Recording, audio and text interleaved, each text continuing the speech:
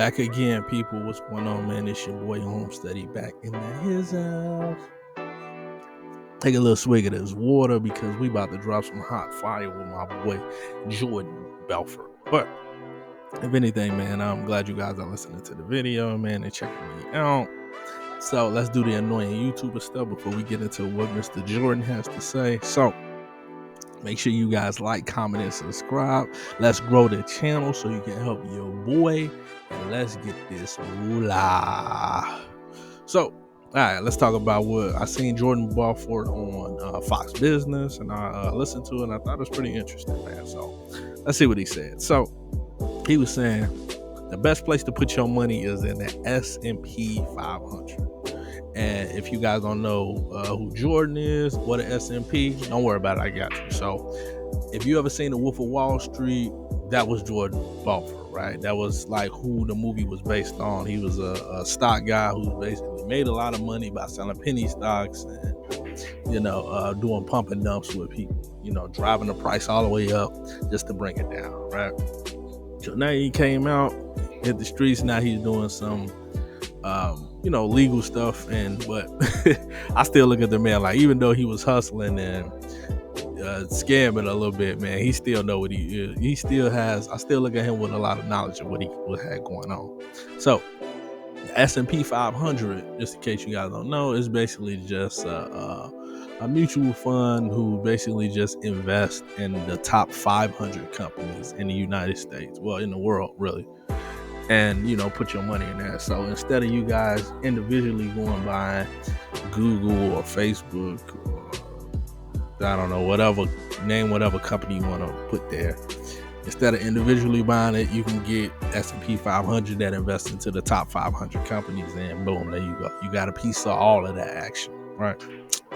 So he was saying, put your money in the S&P 500, buy it and hold it for the long term. So this isn't no get rich quick type of thing. It's nothing that I'm gonna put $100 in there today, and by the end of the year, I'm gonna have $1 million. Nah, it don't work like that. This is long term, right? So, and he was saying, like, it has historical data and it shows it has went up in the last 20 years, which is absolutely true. So if you go to something like Yahoo Finance or something like that, or maybe you just got Robinhood or something like that, you can actually look at the historical data year by year, month by month, and even day by day, whatever you particularly want to look at. So, and just to give you an idea of the 25-year historical data. So in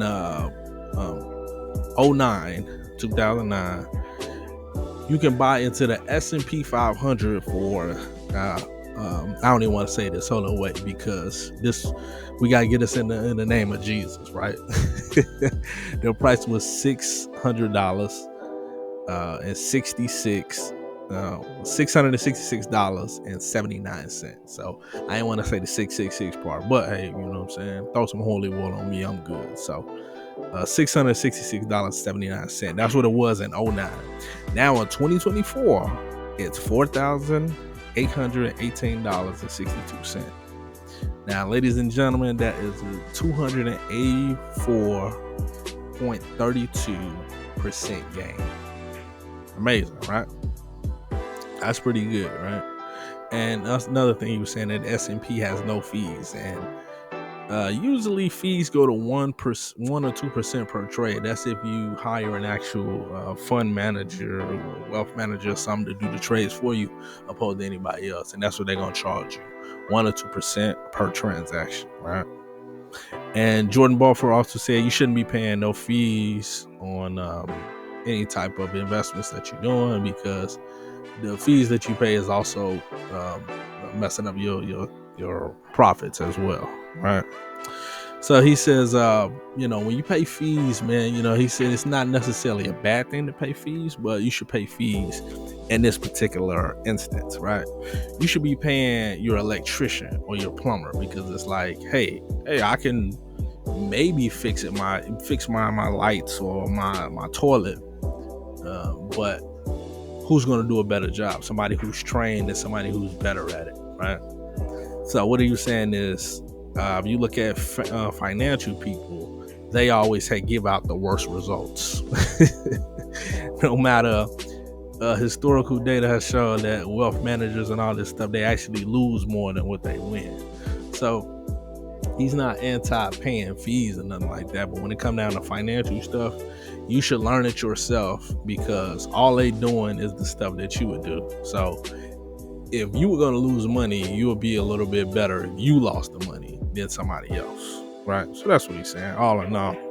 So also too, basically, the S&P just has an index with low fees, little to no fees on it, and that's why you can make more money with the S&P, because historical data, long-term investments. And he also says, if you don't trust him, you can look at Warren Buffett, one of the greatest investors out here.